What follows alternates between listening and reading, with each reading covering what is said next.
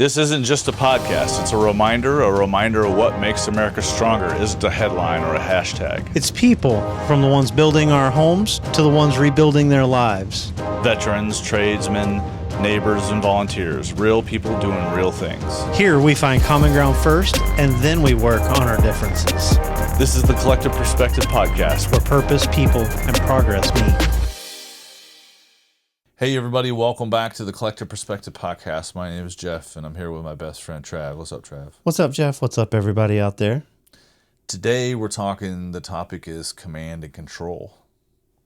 What is command and control? Command and control. Someone or something that's in charge, or someone that leads and controls everything that is around them. So today we want to recognize the difference between leadership and control. Understand why people try to control others and outcomes, and shift towards self-discipline, clarity, and trust. We've already discussed what we feel command and control is. Command and control in everyday life, where would we see it? I think we see it a lot in where we work, but it's also very prevalent in the home setting as well. At work, it could be your boss, your immediate supervisor, or even their boss. That comes down with directives and orders and everything that we have to do to complete our tasks. And at home, we take over that leadership role per se, because we are in control of our family with someone or by ourselves. It can go either way on that. I think command and control is something that we desire. We desire to control people and outcomes. Yeah, controlling outcomes is when that's a very high level, and it can be very technical. But I also think that controlling an outcome can be very difficult. I think really what we want to try to do is control our responses to the outcomes. I think there's lots to be said about alpha personalities and beta personalities. You see those people that have no awareness or have no desire to be in control. They're just followers. And then when you get a group of people or just one or two people that like being in the lead, I think that's where personalities might clash. The distinction is a leader versus someone that is a controller. A leader would be someone who can take the reins in and say, look, this is what we need to get done. And these are the different ways that we can do it. And a leader would ask, what's your input? Which way should we use to get to this result? Whereas maybe an authoritative leader would say, this is the way we've got to go. And there's no room for flexibility. It has to be this way. Are people aware of how controlling they are, do you think? I don't think people are consciously aware of it. There are some that are, and I think those are the ones that you kind of got to watch out for, because they take over a whole room when they come in. They don't have that presence about them, but when they come in, they try to take it over from someone else. I think it depends on what role you are playing in any type of situation, right? So if you are a lead surgeon in something, you need to have control, complete control. If you are a baseball coach, you have to control leadership, but you can't control every aspect of every play. They do, though, with signals and stuff like that, right? So they have control over it, but I think they take errors and stuff like that into account. So I think it's the situation. If you're going into a thing and you're like, all right, coach, tell us what to do, the coach is in control. Right. The coach is the leadership at this time, and you accept the fact. If you're coming into home and, baseball analogy, if you're going home to your family and you get home and you're a parent, you assume control as soon as you get in the house. Now, that doesn't mean that you have control over your wife or your husband or whoever. If you do, that's not a good... That's on you, partner. That's on you, man. Maybe you're not aware that you're controlling. Another thing too is control respected or is it resisted? Again, I think that's part of the situational aspect of it. I think it's respected in emergent situations. I know healthcare. You know a lot about baseball. So for healthcare in emergent situations, you need somebody that can be cool under pressure and know the steps or the sequences to address that emergent situation. And that person is giving orders, and it has to be done the way that they say, because there is tried and true science behind why they do what they do in that point. And I think those leaders are respected, and you can have a good outcome or a bad outcome in some of those medical emergencies. And if it's a good outcome, obviously everybody's like, all right, good job, man. Good job. You really got us through that. Or if it's a bad outcome, what did we do wrong? Everybody comes together in those type of situations. So I think that type of control is more respected than someone who's just saying, well, we're doing it this way because I want to do it this way. And to me, it really comes up to maybe the senior person in the room, or the one with the most experience has to take control because there can't be too many cooks in the kitchen, right? So if everybody's trying to take control, then you have a problem. There has to be a dedicated person, like, we're going to follow the lead of this person, and that's who we follow. See, and look, there's another everyday occurrence of command and control. Chefs in the back of the kitchen. Yeah, the backseat driver, they call it. There's another word for it.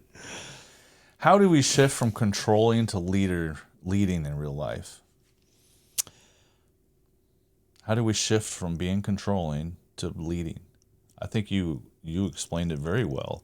A true leader is someone that will be in the trenches with the person, knows what the subordinates or whoever it is, what they're going through, and then leads them in the right direction. Offers them the knowledge or the tools to get out of whatever situation they're in. It can either be direct, say, look, you want to do it quick, do it this way. You want to find out what we can do it this way or this way. But I think that's that leadership mindset of getting buy-in from everybody that's around you. That's when you can tell it's leadership, when they're not just barking orders or giving out direction.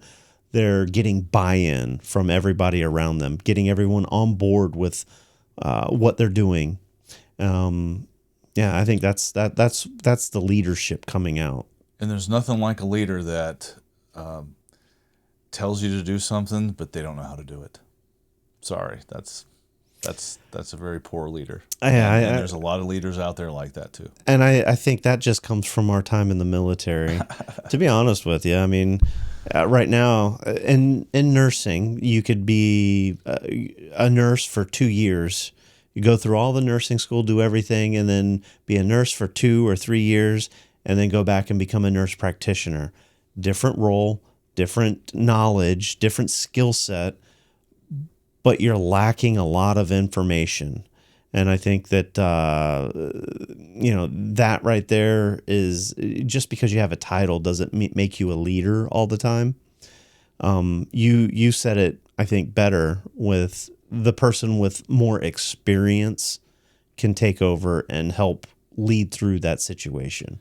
And sometimes it's the leader giving someone with more experience the control. I like that. Yeah. So here are some just some quick words that we're going to go over, phrases. Control outcomes or control your response? I think controlling your response, because anytime we try something, we're not always going to get it right. And when we do something and we fail, that's when our response, controlling your response, is very important.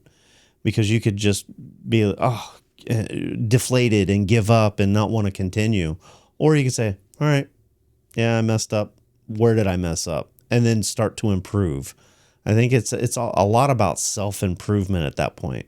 I say a mistake is only a mistake as if you decide not to correct it. I tell my kids a mistake is only a mistake if you didn't learn something from it. Right. Okay, next one. Be right or be effective? Ooh. Ooh. A lot of people want to be right. I want to be effective, man. But, a lot of people, though, when you're talking to them, they want to be right. No, that's not right. I'm right. That's being effective, I think, is the right choice in that one. All right. So structure or flexibility? Both of them are very, very appealing to me. I like being flexible, but I also like structure too. So if something is proven to be done right a certain way, it needs to be done that way. That's the structure. But where I'm flexible is where I don't know all the right answers, or I have the ability to be flexible, like maybe give someone else control, or give someone else the ability to do my job and sit back and train them and ghost them. I like that though, the flexibility to Shadow be able to is not ghost. Sorry. the flexibility to be able to say, look, why don't you take over this part of it? Structure I think is good if you're working on timelines and you need something done a specific way because it's been done that way. It's going to be repeatable every time the same way. But the flexibility is when you're innovating, when you're doing something new.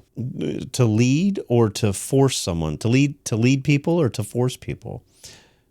I'd go with lead someone, man. I mean, I know I have to force my kids to do stuff, but there is a leadership way to do it, and I think it's all in the tone of how you ask. I think if you try to force someone, you're going to get more pushback. But if you try to lead them, you get more buy-in.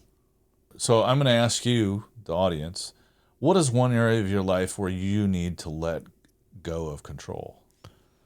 Ooh, that's a good question. I'd like to see what some responses are on that one. Some closing thoughts here. Control creates tension, not stability. And leadership is built on trust, not force. The strongest control we have, believe it or not, is your own self-discipline.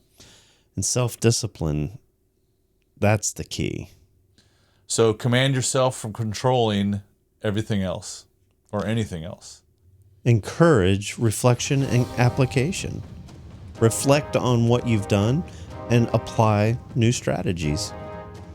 Hey, thanks for watching. We hope you learned something today. Command and control. Command and control. Learn how to be a better leader. You can start here with this podcast.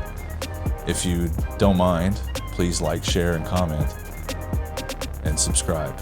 Thanks for watching. Peace out.